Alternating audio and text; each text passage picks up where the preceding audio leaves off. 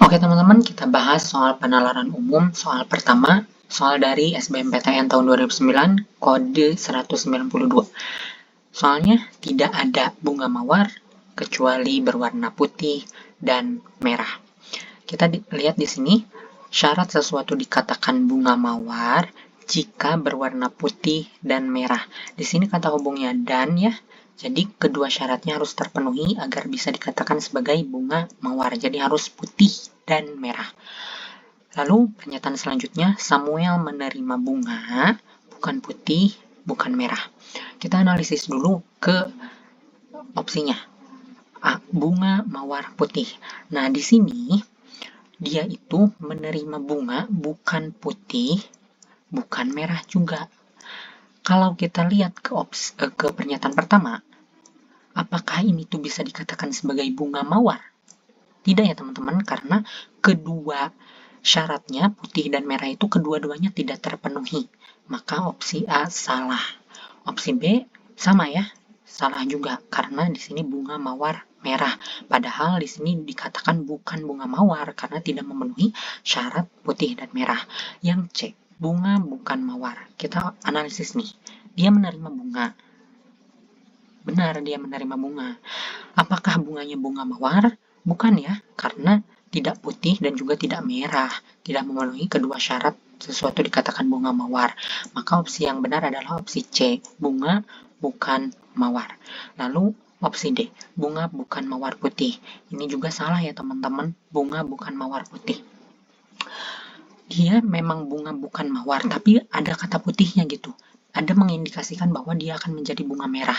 Padahal di sini bukan putih, bukan juga merah. Dia tidak bisa dikatakan sebagai bunga mawar juga. Yang E, bunga mawar bukan merah dan bukan putih. Sudah jelas ya ini salah karena bunga mawar itu harus putih dan merah, harus kedua-duanya. Lanjut, nomor 2 dari soal UTBK SNBT tahun 2003. Apabila mengunjungi pameran lukisan bersama teman-teman sekolah, kita langsung simbolkan ini sebagai P ya teman-teman. P. Lalu, X pergi ke galeri seni dengan mengendarai sepeda motor. Ini kita simbolkan sebagai Q. Q.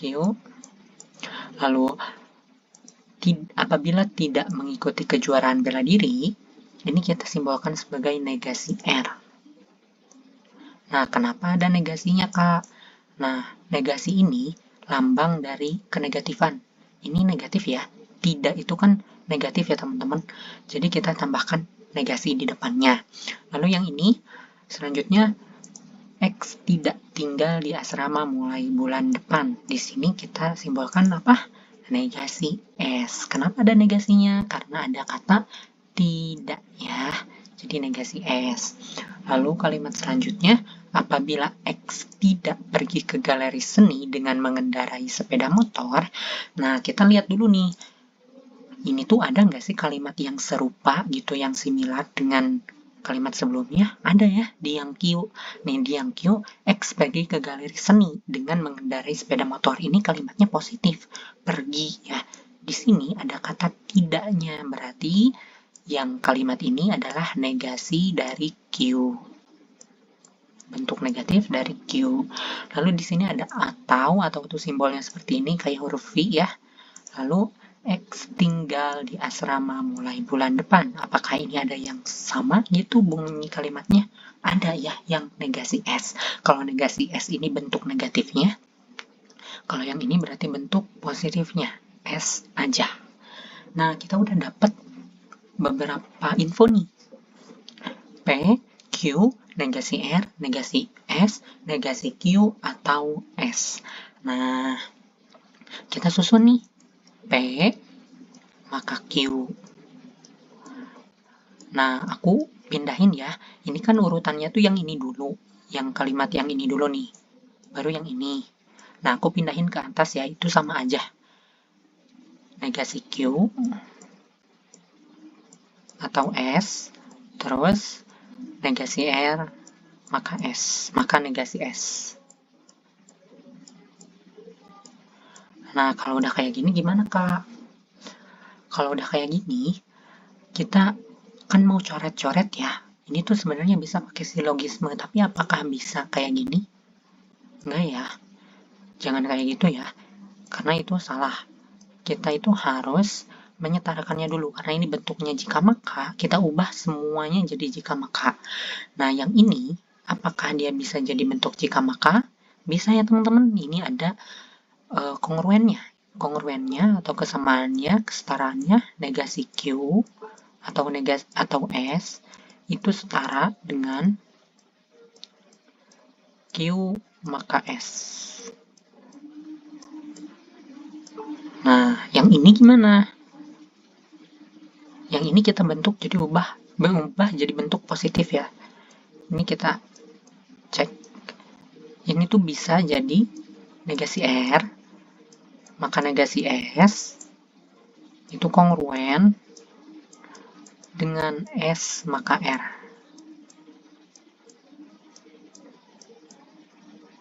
Nah, ini ya teman-teman, aku highlight. Nah, kalau udah kayak gini, kita susun ulang. P maka Q. P maka Q. Lalu Q maka S. Lalu S maka R.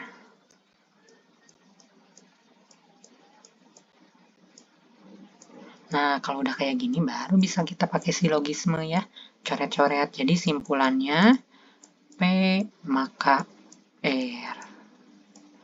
Nah, tapi kita cek opsi.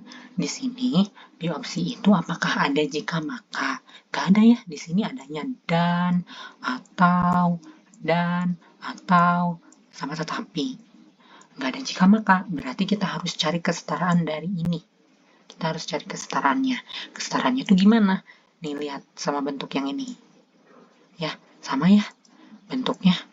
Berarti kita tuh bisa ubah ini jadi seperti ini nih. Jadi yang kayak gini. Negasi Q atau S.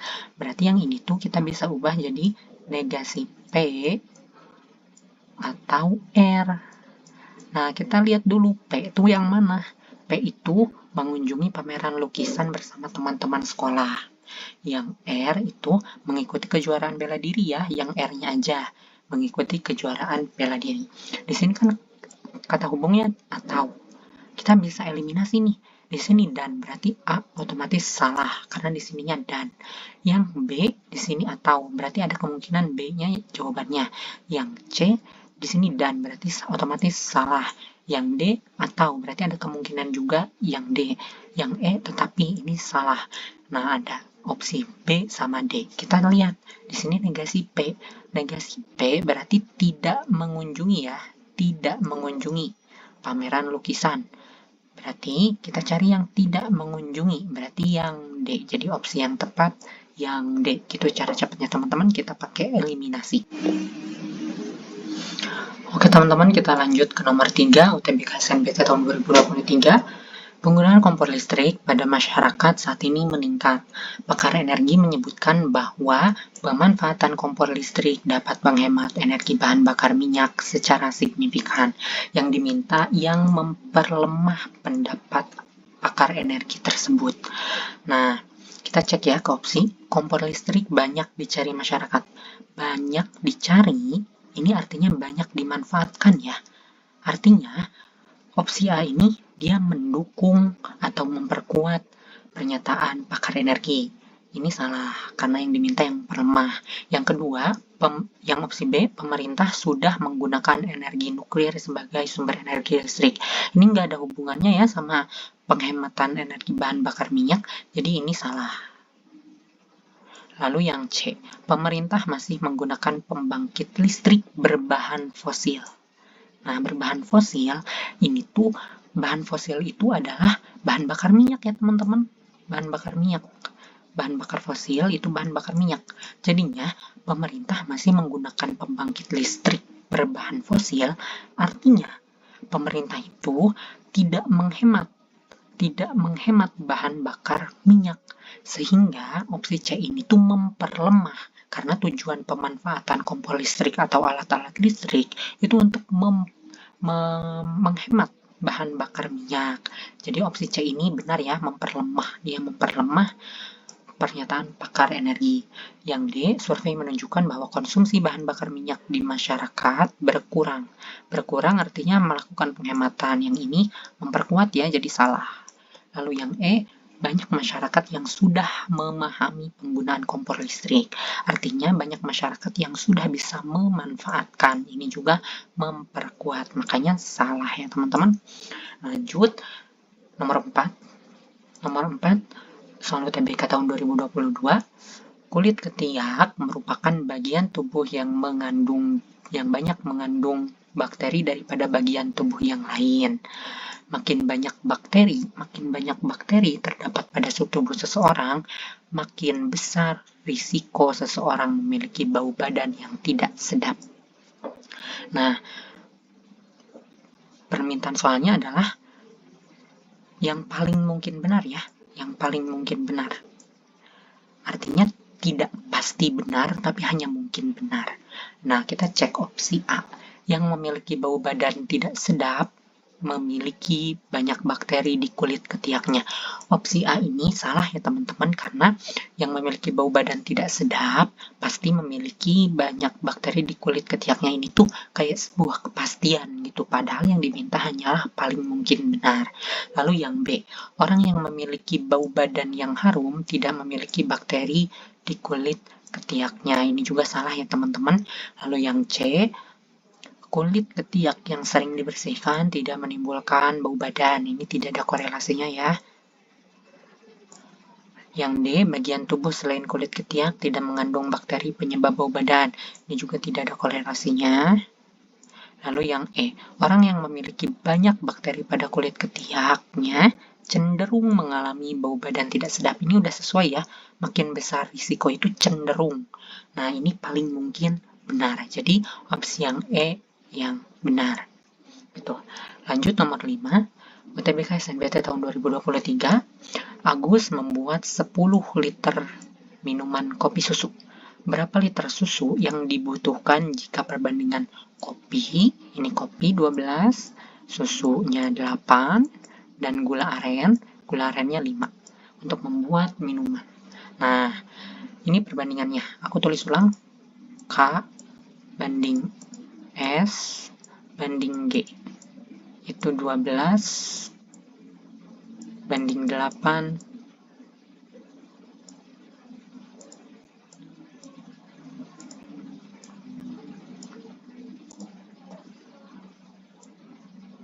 banding 5 ya. Nah, kalau ada kayak gini ya teman-teman, disuruh ngebuat seberapa banyak, terus ada komposisinya dengan perbandingannya, kita ubah setiap tanda perbandingan ini dengan tanda penjumlahan. Jadi, ini tambah. Lalu, 12 ini, 12, 8, sama 5, kita sisipkan X diantaranya. 12X, 18X, 8X, 8X, lalu 5X.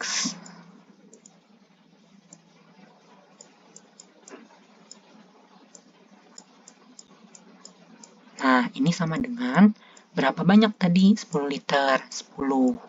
Nah, kita jumlahkan 12 tambah 8, 20, tambah 5, 25, berarti 25X.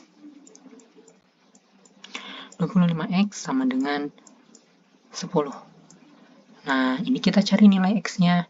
Kita cari nilai X, berarti X sama dengan 10 per 25.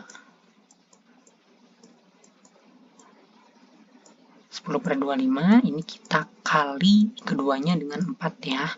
Kenapa kita kali 4? Kita cari kepecahan. X sama dengan, ini 10 kali 4, 40 per 100 ya. 40 per 100, ini kita bisa coret nolnya jadi 4 per 10. 4 per 10 itu 0,4. Jadi nilai X-nya 0,4. Kita diminta untuk mencari berapa liter susu yang dibutuhkan. Susu itu 8 perbandingannya, berarti 8 kali 0,4. 0,4 dikali 8 ya. Dikali 8 itu 3,2. Jadi banyak liter susu yang dibutuhkan adalah 3,2 liter yang C. Oke, kita lanjut ke soal nomor 6, UTBK SNBT tahun 2023. Seorang petani membeli pupuk jenis X dan Y dengan berat dan harga yang berbeda. Berikut ini adalah informasi mengenai harga dan berat pupuk yang dibeli. Permintaan soalnya, manakah informasi yang dapat digunakan untuk menentukan biaya yang harus dikeluarkan oleh petani untuk membeli pupuk? Nah, di sini kita cek ya, opsi pertamanya, pupuk X dan Y dijual dengan harga yang sama.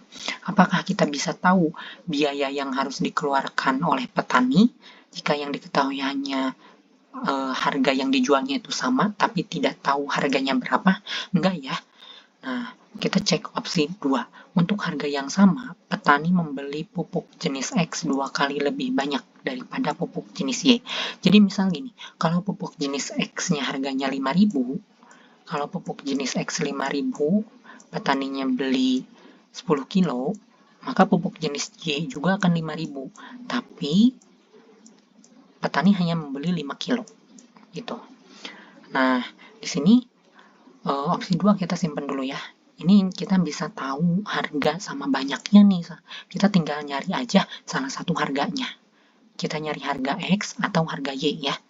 Nah, di sini opsi 3-nya, petani menghabiskan uang 600.000 untuk membeli pupuk jenis X dengan harga per kilogram 20.000. Menghabiskan uang 600.000. 600.000. Ini harga per kilogramnya udah ada nih. Nah, kalau kita gabungkan sama opsi 2, kalau kita gabungkan ke opsi 2, artinya harga si X sama si Y sama-sama 20.000 per kilogram. Nah, kita cari nih, kalau si X berapa kilo, berarti kalau dia petaninya beli 600.000, per kilonya 20.000, berarti dia beli berapa kilo? Kita cek dulu, 600.000, kita bagi dengan 20.000. Ini angka 0 ya. Nah, ini 0 hilang, 0 hilang, 0 hilang, 0 hilang. 60 bagi 2 sama dengan 30. Berarti si petani itu beli 30 kilo pupuk yang jenisnya X. Nah, kita cek ke opsi 2. Kalau harganya sama, petani membeli pupuk jenis X 2 kali lebih banyak daripada pupuk jenis Y. Artinya, Y itu setengahnya X. Jumlahnya ya, setengahnya X, berarti Y itu 15 kilo. Gitu. Nah, berarti kita udah tahu nih, kalau harga per kilonya 20.000, terus si X-nya ada 30 kilo, si Y-nya ada 15 kilo, berarti kita udah bisa tahu biaya yang harus dikeluarkan oleh petani, yaitu 30 kali 20.000 ditambah 15 kali 20.000. Jadi opsi yang tepat yang ada 2 dan 3-nya. Mana nih yang ada 2 dan 3-nya? Yang D. Itu ya teman-teman untuk penalaran umum soal nomor 6. Oke teman-teman, kita lanjut ke pembahasan soal kemampuan memahami bacaan dan tulisan. Soal pertama dari soal SIMAK UI tahun 2015. Soalnya bilangan ditulis dengan cara yang keliru, cara yang salah ya. Ada pada kalimat di opsi yang mana? Kita cek opsi A, apakah kamu punya uang kertas sejumlah 10 pound. Nah, 10 ini dia menunjukkan jumlah. Kalau dia menunjukkan jumlah, dia boleh ditulis dalam angka seperti ini. Jadi opsi yang ini, yang A, dia penulisannya tepat, tidak keliru. Jadi bukan ini jawabannya. Lalu yang B, dia jumlah siswa yang masuk hari ini adalah 37 orang. Di sini menunjukkan jumlah juga ya, dan ditulis dalam bentuk angka. Ini penulisannya tepat, tidak keliru. Lalu yang nomor C-nya, yang opsi C, 400 orang petugas. 400. Ini kan bisa ditulis dalam bentuk gini ya, angka gini, 400. Tapi penulisan bilangan dalam bentuk angka seperti ini tidak boleh mengawali kalimat. Nah, ini kan dia tidak 400-nya ditulisnya tidak dalam bentuk angka, tapi ejaan. Jadi dia penulisannya tepat ya teman-teman. Jadi ini bukan opsi yang kita cari karena kita mencari yang keliru. Lalu yang D, di sini 10% nih yang baru kita bahas tadi. 10 ini kan angka, tapi dia mengawali kalimat. Jadi penulisannya keliru. Maka opsi yang kita cari adalah yang ini. Yang keliru adalah yang D. Lalu yang E, tiap pengungsi mendapatkan bantuan 10 liter. 10 liter ini adalah menunjukkan jumlah. Karena menunjukkan jumlah dan tidak mengawali kalimat juga, maka opsi yang ini tepat. Jadi bukan opsi yang kita cari, jadi jawaban nomor 1 adalah D. Lanjut, soal nomor 2, gabungan kata. Penulisan gabungan kata yang sesuai dengan ejaan yang disempurnakan terdapat pada opsi yang mana. Nah, kita cek yang A, halal bihalal. Ini penulisannya salah ya teman-teman, harusnya tergabung. Tidak boleh ada spasi di sini. Nah, tidak boleh ada spasi di sini, harusnya halal bihalal gabung. Lalu mancanegara. Manca itu artinya asing, beragam. Harusnya ini itu tidak ada spasi. Jadi mancanegaranya bersatu, bergabung. Pasca sarjana benar ya teman-teman penulisannya. Tapi karena ada yang salah, jadi ini bukan opsi yang kita cari. Yang keseluruhannya tepat ya kita mencarinya. Lalu yang B, assalamualaikum ini tepat. Kerjasama seharusnya terpisah. Seharusnya terpisah ya. Aku tulis di sini harusnya kerja. Harusnya seperti ini. Lalu beasiswa seharusnya bergabung. Tergabung ini tidak boleh ada spasi di sini. Harusnya penulisannya adalah beasiswa tergabung. Beasiswa seperti ini. Nah, kita cek yang C, sapu tangan. Sapu tangan penulisannya dia harus tergabung. Dia harus tergabung seperti ini ya. Sapu tangan. Lalu selanjutnya tanda tangan. Tanda tangan seharusnya dia terpisah. Tanda tangan. Nah, harusnya seperti ini. Bagaimana sudah tepat ya? Nah, acap kali ini sudah tepat, ada kalanya sudah tepat, tapi olahraganya salah. Seharusnya olahraga itu ditulis tergabung. Olahraga. Nah, karena ini opsi A-nya ada yang salah, opsi B-nya juga ada yang salah ya, opsi C-nya ada yang salah, opsi D-nya juga ada yang salah, berarti kita eliminasi ya jawabannya yang E gitu teman-teman. Mata kuliah penulisannya benar, meja tulis juga benar, orang tua juga benar. Jadi jawaban untuk nomor 2 adalah yang E. Lalu nomor 3. Oke teman-teman, kita lanjut ke soal nomor 3, simak UI tahun 2023. Ini triknya teman-teman nggak usah baca teks di soalnya dulu, kita baca aja permintaan soalnya. Di sini agar kalimat menjadi efektif, tanda koma diperlukan pada kalimat. Kita cek 1, 2, 4, 5, 7. Kita cek kalimat nomor 1. Hepatitis atau penyakit hati merupakan istilah yang digunakan untuk semua jenis peradangan pada sel-sel hati yang disebabkan oleh infeksi dari virus, bakteri, bahkan parasit. Ini penulisannya tepat ya teman-teman, karena di setiap perincian ini ada tanda koma. Nah, ini sudah tepat. Berarti yang kalimat 1 bukan opsi yang kita cari. Lalu opsi E, kalimat nomor 2, penyakit hepatitis juga dapat disebabkan oleh konsumsi obat-obatan dan alkohol. Ini perincian juga ya. Ini ada koma. Ini tepat. Nah, di sini ya, kalau di perincian terus ada dan, nah sebelum dannya itu harus ada tanda koma ya. Ini benar. Karena kalimatnya benar, kita tidak perlu menambahkan tanda koma, jadi opsi E bukan opsi yang kita cari. Lalu D, kalimat 4 ya, sekitar 1,4 juta orang di dunia meninggal setiap tahunnya. Nah, di sini harusnya ada tanda koma. Tanda koma sebelum konjungsi sedangkan. Nah, jadi opsi yang tepat yang kita cari, yang butuh tanda koma adalah yang D, yaitu kalimat 4. Sebelum kata sedangkan harus ada tanda koma. Ini bukan hanya sedangkan ya teman-teman, ada bahkan, sebelum bahkan harus ada koma. lalu ada kecuali, kemudian, dan lain sebagainya. Nah, jadi opsi yang tepat untuk nomor 3 adalah D, yaitu kalimat 4. Oke teman-teman, kita lanjut ke soal nomor 4, soal SIMAK UI tahun 2013. Kalimat yang memenuhi kaidah penulisan kata baku adalah kalimat, berarti kita eliminasi opsi-opsi yang mengandung kata tidak baku ya teman-teman.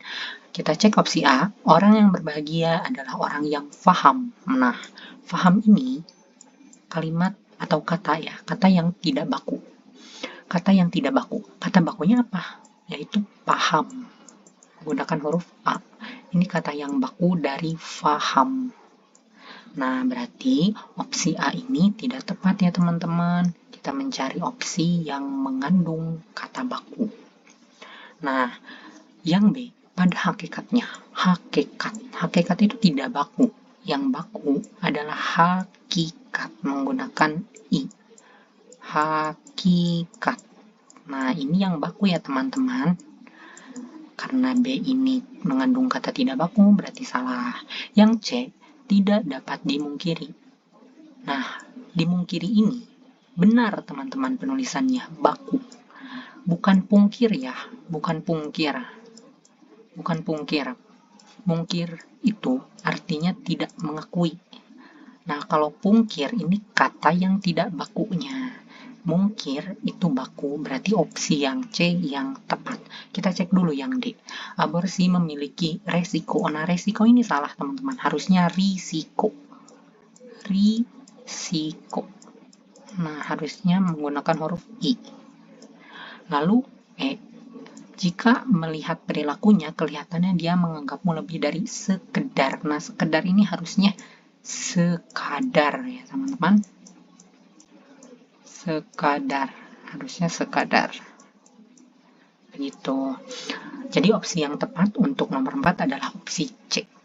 Lanjut nomor 5. SIMAK UI tahun 2009, meskipun Indonesia merupakan negara pengekspor minyak bumi, tetapi pemerintah merasa berkewajiban untuk melaksanakan program hemat energi sejak tahun 2000. Kalimat di atas tidak baku. Yang perlu diperbaiki dalam kalimat di atas adalah, nah, kita cek opsi A, menghilangkan kata tetapi. Di sini ada konjungsi meskipun dan juga tetapi. Meskipun dengan tetapi itu adalah konjungsi pertentangan. Dalam sebuah kalimat tidak boleh ada dua pertentangan seperti ini. Salah satunya harus hilang antara meskipun atau tetapi. Nah, kita hilangkan salah satunya. Yang dihilangkan adalah yang tetapi. Tetapi ini harus dihilangkan. Jadi opsi yang tepat adalah opsi A agar kalimatnya menjadi baku. Begitu penjelasan kemampuan memahami bacaan dan tulisan. Sampai soal nomor 5.